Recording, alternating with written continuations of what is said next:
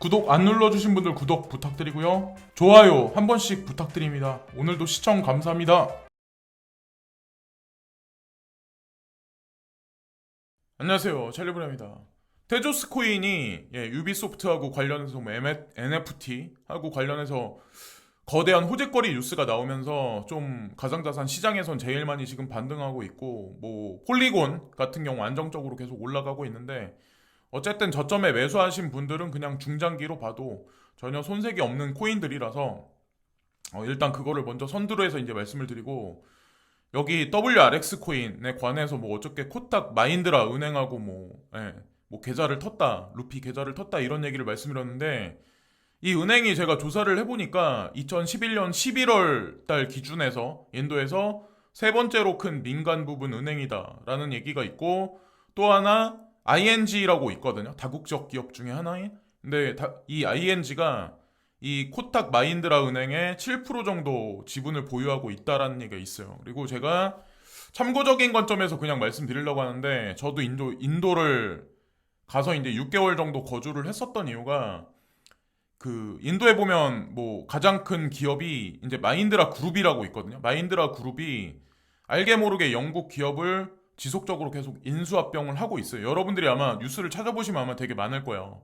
그러니까 마인드라 그룹뿐만 아니라 다른 인도에 있는 기업들도 영국에 있는 뭐 아니면 유럽에 있는 기업들의 투자를 진행해서 그러니까 뭐 M&A를 지속적으로 진행하고 있는 걸로 알고 있는데, 이것만 봐도 대충 인도가 지금 어떻게 되고 있는지, 유럽은 향후에 어떻게 될지에 관해서 유추를 하실 수 있지 않나라는 생각을 합니다. 자, 이것도 그냥 흐름을 그냥 전 세계적인 어떤 그 흐름을 말씀드리려고 하는 거고, 인도 암호화폐 규범 위반 시 최대 270만 달러 벌금 또는 1.5년의 징역을 가한다. 아마 이 뉴스를 보시고 불안해 하실 분들도 있어요. 코인 시장에 들어온 지 얼마 안 되신 분들 같은 경우는 뭐 충분히 그러실 수 있죠. 근데 판단을 잘 내리셔야 된다는 거죠. 내가 기준을 어디다 잡아야 될지, 어디다 잡아야 될지. 그러면 그냥 정답은 나와요. 뭐 비트코인은 안 그랬나요? 지금 가격이 많이 올라가 있는 상황이니까 사람들이 확신을 하고 막 이렇게 추종하고 막 이러는 거지. 예전에 헐값으로 떨어졌을 때 뭐 가상자산 시장 전체 시장 다 망한다, 거래소 전부 다 없애버린다 이런 얘기 나왔을 때 그걸 또 사람들은 다 진실로 다 믿었었어요. 그때 상황에는. 그러니까 진실과 거짓을 잘 보시면서 필터링 하시면서 뉴스를 보셔야 되고, 이재명 이분 이제 뭐 대선 후보시죠. 이분이 이제 어저께 CBDC 나와도 가상자산 병존할 것이라고 이제 말씀을 하시는데, 이분 말씀이 맞아요. 그러니까 어떤 사람들은 CBDC 나오면 우리가 투자하는 뭐 가상자산은 전부 다 사라질 거다라고 보시는데, CBDC가 가상자산을 키워주는 트리거가 될 확률이 높죠. 오히려 스테이블 코인이 발행이 많이 되면 가상자산 시장이 많이 커지듯이 저는 이제 그렇다고 생각하거든요. 근데 CBDC는 어차피 블록체인 지갑하고 연동해서 같이 움직이기 때문에 가상자산 시장을 살찌울 수밖에 없다는 거죠. 결국에는. 그런 식의 맥락으로 생각을 하시면 어떨까라는 생각을 합니다. 그래서 제가 뭐 이런 사진을 올리면 왜 이재명 편드냐 막 이렇게 보실 분이 있는데, 제가 딱 단적으로 말씀드릴까요? 누가 됐든 이분이 되셨든 아니면 뭐 윤석열 후보님 그분이 되셨든 저는 상관없어요. 근데 사람들은 뭐 파벌을 나누고 거기서 뭐 분쟁을 하고 뭐 누가 낫다 누가 어떻다라고 얘기들을 하는데, 저희 이제 그런 생각 하거든요. 누가 대통령이 돼도 가난한 사람을 구제해주는 정부는 없어요. 근데 그거는 한국 정부뿐만 아니라 미국 정부도 마찬가지고 유럽의 어떤 특정 국가의 정부도 마찬가지고, 전부 다 권력자는 권력자들을 위해서 일을 하는 거예요. 대중들은 미디어에서 이렇게 저렇게 파벌을 만들고 거기서 그냥 놀아나눌 뿐이라고 이제 전 생각을 합니다. 그리고 여기 보면 호주 노예님이라고 있는데, 찰리님 날씨가 이상해요. 여기는 호주 시드니인데 지금 막 40도로 올라가고 미친 듯이 더워야 되는데 몇 달 동안 비만 와요. 만약에 진짜 비만 계속 왔다면 농작물이 어떻게 될까요? 비가 와도 적당히 와야 수확량이 늘어나거든요.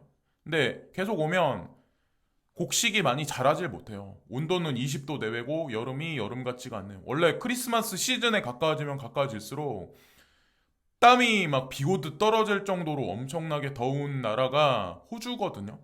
예.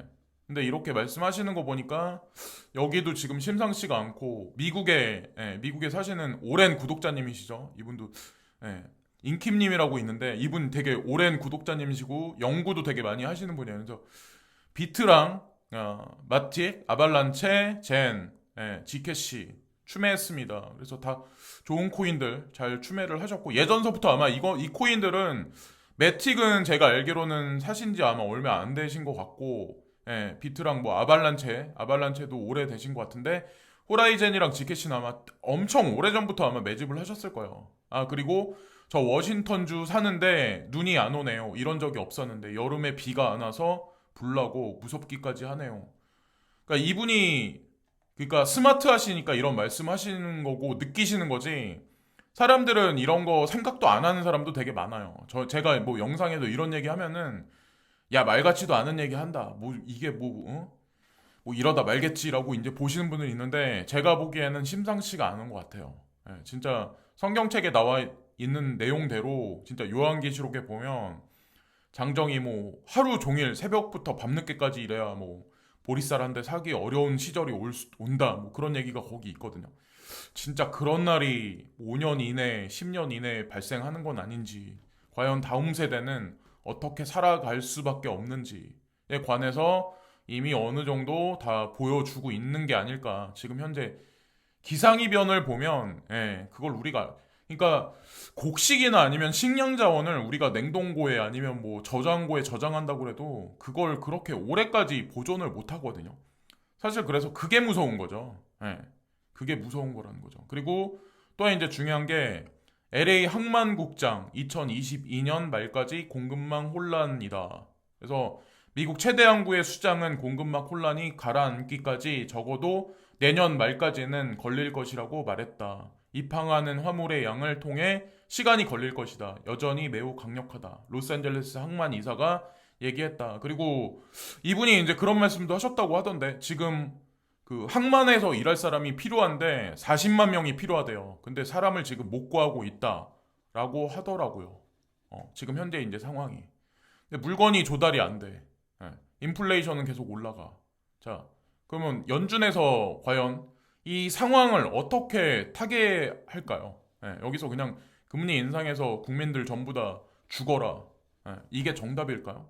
자, 16일 날인가? 그때가 이제 기다려지네요. 뭐라고 말씀하실지. 어쨌건 2022년 말까지. 그래서 금리 인상 시점이 2023년이 될 수도, 2024년이 될 수도 있어요. 저는 이제 그렇게 생각을 합니다. 금리 인상이 설상 됐다라고 하더라도 그 여파가 제가 생각했을 때는 경기가 막 엄청나게 잘 돌아가서 돈을 안 풀 지경이면 상관이 없는데 금리 인상되는 것보다 돈을 더 풀면 뭐 얘기가 더 이상 할 필요가 없죠. 우리가 코인 투자하는 이유가 거기에 있는 거고. 또 이제 그레이스켈 자산운용사에서 또 하나 중요 자료를 발표를 했어요. 제가 보기에는 이게 되게 중요 자료거든요. 여기 보면 뭐 여성 대 남성 비율로 2020년도하고 2021년도로 나눠서 관심도인데 47%에서 53%로 증가했어요. 여성들이 가상자산 투자에 관해서. 근데 남자들 같은 경우는 64에서 65%, 1% 늘어났어요. 이 얘기는 뭐냐면 여성들이 여유가 더 많다는 얘기예요. 시간적인 여유와 그러니까 금전적인 여유가 더 많이 늘어났다는 얘기예요. 그러니까 제가 여기서 말씀드리고 싶은 게 뭐냐면 전 세계 화두가 되는 게 뭐냐면 파워의 이동이 어디서 어디로 되냐면 여기 보면 서에서 동쪽으로 제가 남이라고 여기 잘못 써놨는데 서에서 동쪽으로 그러니까 서쪽에서 웨스턴에서 동아시아 쪽으로 그 이동하고 남성에서 여성으로 파워의 이동은 이렇게 지속적으로 펼쳐질 확률이 높다는 거죠. 그래서 제가 동아시아라고 계속 말씀을 많이 드렸던 거예요. 그리고 JP모건, 뭐 버트 파이낸셜, 뭐 하여튼 뭐 피델리티 그런 자산 운용사도 그래서 동아시아 쪽에 베팅을 많이 하고 있는 거고. 그리고 테조스 기반에서 NFT를 발행을 하는데 이게 유비소프트 게임에 이게 뭐 지금 탑재가 돼서 고스트 리콘에서 뭐 탑재된다. 블랙포인트에 뭐 가져왔다. 제가 콜 오브 듀티 워존을 예전에 하다가 그냥 말았거든요. 저는 이제 배틀필드? 배틀그라운드 말고 배틀필드 이런 게임을 좋아해가지고 근데 이번에 2042인가? 그거에 나왔는데 뭐 EA 게임즈에서 나오는 게임들을 다 좋아는 하긴 하는데 제가 이번에 게임은 제가 해보고 재미가 없더라고. 오히려 배틀필드 1보다 재미가 없더라고. 저는 배틀필드 5를 먼저 했었고 그 다음에 이제 뭐 하게 된 게 배틀필드 1인데 요즘에는 배틀필드 5도 손을 안 대요. 그리고 2042는 제가 구입을 했다가 그냥 2시간 만에 그냥 환불했어요. 재미가 없더라고요. 그래서 그거는 어쨌건 근데 EA 게임즈하고 호라이젠 코인하고 뭐 그런 얘기들을 뭐 쟁격의 거인님이 계속 뭐 유튜브에서 뭐 해석하셔가지고 계속 자료를 올려주고 저도 잘 보고 있는데 그런 게 진짜 실질적으로 만약에 나온다면 엄청난 상승이 있을 거예요. 근데 그것뿐만 아니라 계단식으로 아마 상승할 만한 호재거리를 계속 지속적으로 내보내지 않을까. 저도 이제 기대를 가지고 있어요. 그리고 지금 뭐 실망하실 분들도 분명히 있지만 우리 생각같이 안 만들어요. 세력이란 사람들은 기대감을 주긴 하되 근데 그렇게 디테일하게 얘기해준다는 자체가 그런 코인사는 많이 없어요. 그런 코인사는 거의 대부분 뒤통수나 치려고 그러지 그렇게 친절하게 뭐 야 우리는 지금 이런 거 발표할 거야 이런 거를 지속적으로 계속 유튜브에서 발표하는 회사가 과연 몇이나 되나요? 그러니까 괜찮은 사람들이라는 거죠. 호라이젠 랩스와 호라이젠 그 연구진들이. 그리고 여기 보면 달러 대비해서 지금 커런시에 관해서 지금 여기 얘기가 나오는데 2021년도에 비트코인은 66% 상승했고 중국 위에나는 1.9% 상승했고 러시아 루블라는 0.2% 상승했다. 그 외에 캐나다 달러, 인도네시아, 뭐 인디아, UK, 멕시코, 유로 그리고 한국 원화 다 전부 다 하락세요. 근데 제가 뭘 말씀드리려고 하는지는 아마 아실 거예요. 그러니까 위에나 같은 경우는 되게 웃긴 게 금리 인하를 단행했음에도 불구하고 1.9% 대로 2021년 통틀어서 봐서 상승을 했었다. 그러니까 홍다파산 얘기가 막 나오고 막 그렇게 얘기가 나오지만 사실상 실질적인 거는 지금 현재 그냥 건재하다는 얘기예요. 중국 자체가. 그러니까 제가 이런 말씀드리면 너무 편파적이게 얘기하는 거 아니냐. 근데 제가 편파적인 건지 아니면 국내 매스 미디어만 보고 평가하는 사람들이 필터링이 안 된 상태에서 그냥 보는지 객관적인 입장에서 보는지. 왜냐면 진짜 비행기를 타고 넘나들고 왔다 갔다 해보세요. 한번 항저우 같은데 그런 데 있잖아요. 뭐 선진 시내나 아니면 베이징 같은데 하다못해 뉴욕에 가서 또 돈도 써보시고 유럽에 가서 뭐 프랑스나 벨기에 가서 조금 둘러보시고 전체적으로 여행하는 사람들은 어떤 생각들을 하시나. 그리고 이 원화에 관한 그러니까 이 커런시에 관한 건 분위기는 어떠나 이런 걸 보시면 아마 느끼실 수 있을 거라 저는 생각을 하고 또 하나 이제 에너지 위기에 관한 걸 이제 제가 말씀을 드리려고 하는데 지금 현재 가스 가격이 좀 급작스럽게 많이 하락을 했잖아요. 그리고 오일 가격은 오히려 약간 상승을 했잖아요. 근데 이런 뉴스가 나왔더라고요. 12월 7일 날 바이든이 러시아 우크라이나 침공 시 달러 결제 차단 등 초강력 제재 검토. 근데 이것도 국내 미디어를 통해서 요것만 그냥 단적으로 바라보면 그러면 러시아 이제 좆되는구나. 미국에서 또 눌러버리는구나. 이렇게 볼 수가 있어요. 근데 보이는 게 전부가 아니에요. 그러니까 달러 결제 위주 석유 시장 결제 차단 시 러시아 수출 악화, 유럽 동맹국들의 공조 강화해서 러시아, 우크라이나 침공 어려워질 듯. 기사에는 이렇게 나왔는데 로이터 통신에 이제 제가 그러니까 이런 뉴스를 보면 100%다 믿어버리는데 단순하면 안 돼요. 사람이. 그러니까 2019년 10월 13일 날 나온 뉴스인데 사실은 이 뉴스에 보면 러시아가 에너지 수출을 위해 유로와 루블화 결제를 모색했다라는 얘기가 사실은 2019년 뉴스부터 나온 게 아니에요. 그리고 실제로 러시아하고 유럽에서 이제 결제되는 이 에너지 수출에 관한 결제에 관한 그 비율이 달러 비율을 줄여나간 거는 사실 2016년부터 달러 결제 비율을 감소시키고 유로화 결제 비율을 상당히 늘려난 상황이었어요. 그때 당시에. 거기다가 이제 금을 추가했었고 뭐 비트코인을 추가했는지는 모르겠는데 하여튼 현재 상황이 그렇다는 거죠. 그래서 이 뉴스가 하여튼 보이는 게 전부가 아니라는 건데 모르는 사람들은 아마 그렇게 볼 수도 있는데 여기 나와 있듯이 러시아가 에너지 거래를 위해 미국의 달러의 대안을 고려하고 있으며 미국의 노출을 최소화하기 위해 에너지 수출을 위해 유로화 루블로 통화 결제를 모색하고 있다고 말했다. 예, 벌써 2019년에 이 뉴스가 나왔으면 이전부터 준비를 했었다는 얘기고, 제가 알기로는 전 세계 뭐 통화 결제, 국제 결제에 있어서 달러 비율을 점진적으로 축소시키고 있는 현재 상황이에요. 예. 달러를 늘려나가고 달러를 확보하는 게 아니라, 이게 정답인 거고, 그리고 2022년, 그러니까 내년이죠. 내년에 6월달이나 7월달, 8월달 정도에 IMF에서 아마 회의를 개최를 할 거예요. 근데 이때 SDR, 통화 바스켓의 비율을 조정할 거예요. 이번에 아마 대거 조정하는 걸로 알고 있는데, 이때 달러 비율이 얼마만큼 줄어드는지, 그리고 다른 타국 통화들이 얼마만큼 늘어나는지, 여기에 이제 초점을 맞추시면 돼요. 저는 향후에 지금 기축통화국에 있는, 그러니까 SDR 통화 바스켓에 있는 통화들의 6대 기축통화로 비트코인이 들어갈 거라고 저는 생각을 하고 있어요. 그게 뭐 아주 먼 훗날 얘기긴 하겠지만, 저는 이제 개인적으로 상상을 그렇게 하고 있고, 억만장자인 레이 달리오가 또 다른 경제적 재앙이 닥칠 것이라고 생각하는 이유와 이에 대비하는 방법. 그래서 이분이 나왔는데, 이분은 뭐 지속적으로 계속 뭐 경제 폭망할 거다 이제 말씀을 계속 하신다는데, 이분 말대로 인플레이션을 극도로 만들어 놓은 상황에서 어느 순간에 아마, 거기서 이제 디플레이션, 리셋을 하면서 디플레이션 쪽으로 아마 끌고 가면서 많은 대중들을 아마 힘겹게 하는 시기가 오긴 오겠죠.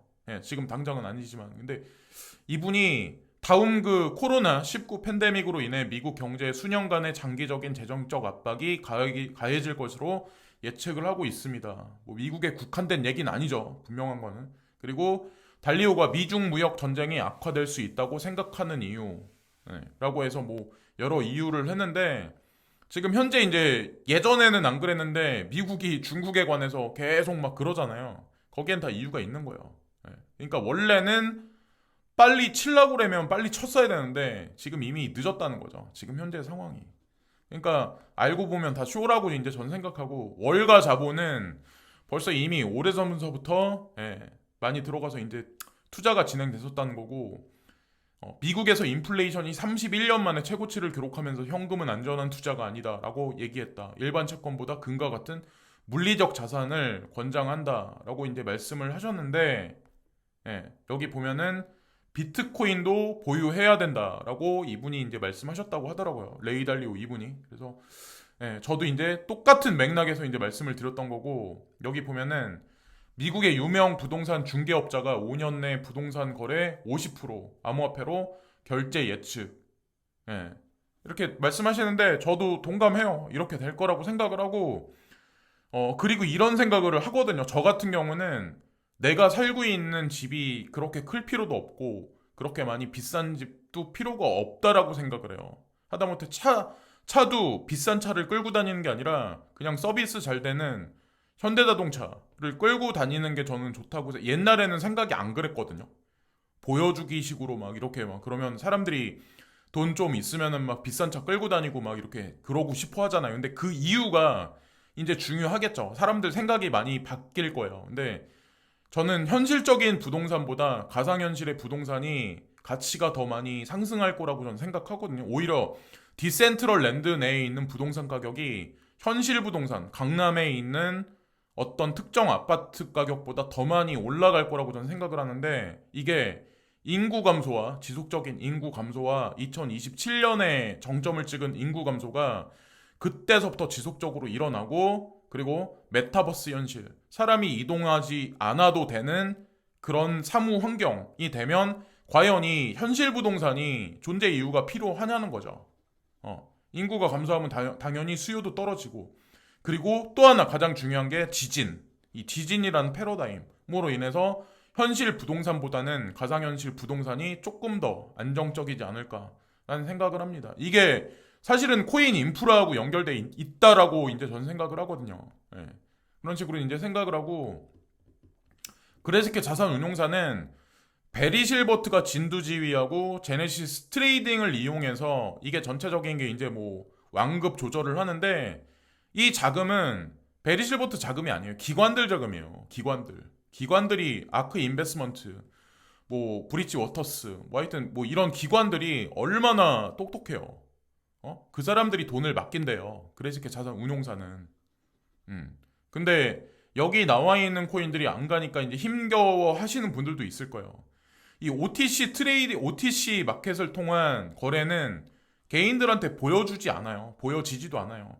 제네시스 트레이딩에서 이 시스템을 관리를 하긴 하지만 어쨌든 그런 맥락에서 보셔야지. 예, 어쨌건 그런 관점에서 그냥 ETF, 제가 늘상 말씀드리는 ETF가 가야지 모든 일이 다 아마 해결되지 않을까. 근데 생각보다 아마 빠르게 진행되지 않을까라는 생각을 해요. 뭐 기다리는 게 힘겹죠. 지금 뭐 그래요. 코인 투자 한지 얼마 안 되신 분들은 당장 원화 계좌가 많이 사라져. 근데 그거보다 아마 내가 붙들고 있는 자영업이 더 미래 비전이 없을걸요. 솔직히 말씀드리면. 저 아는 형도 XRP 팔아가지고, XRP 좀 오르면 XRP 팔아가지고 자영업 한다라고 얘기를 하는데, 제가 기분 나쁘게 그 형이 들을 수도 있는데, 본인이 운영하는 자영업이 잘 될까요? 아니면 XRP가 더 안정적으로 크게 상승할까요? 라는 얘기를 하거든요, 제가. 어. 근데 그 결과는 본인이 감당을 하겠죠. 그리고 뭐 WRX 코인, 그리고 네오 코인, 온톨로지 다 여기 나와 있는 코인들하고 다 마찬가지로 저는 나쁘지 않게 생각을 합니다. 오랜 시간 동안 분석을 했었고 오랜 시간 동안 이제 얘기를 해왔었기 때문에 어쨌건 뭐 호재거리를 지금 안 내놓기 때문에 전혀 안 내놓기 때문에 안 올라가고 있는데 그거는 시간이 얘기를 해줄 거예요. 뭐 기다리다 지치다 못한 사람은 뭐 털고 나가는 거는 본인의 뭐 그릇이며 어떤 운이고 털고 나서 올라가는 것도 각자 개인의 뭐 숙명이지 않을까 인생이지 않을까라는 생각을 해요. 그걸 말씀드리면서 오늘도 영상을 마치겠습니다. 오늘도 시청해주신 많은 분들께 진심으로 고개 숙여 감사를 드리고요. 오늘도 진심으로 감사합니다.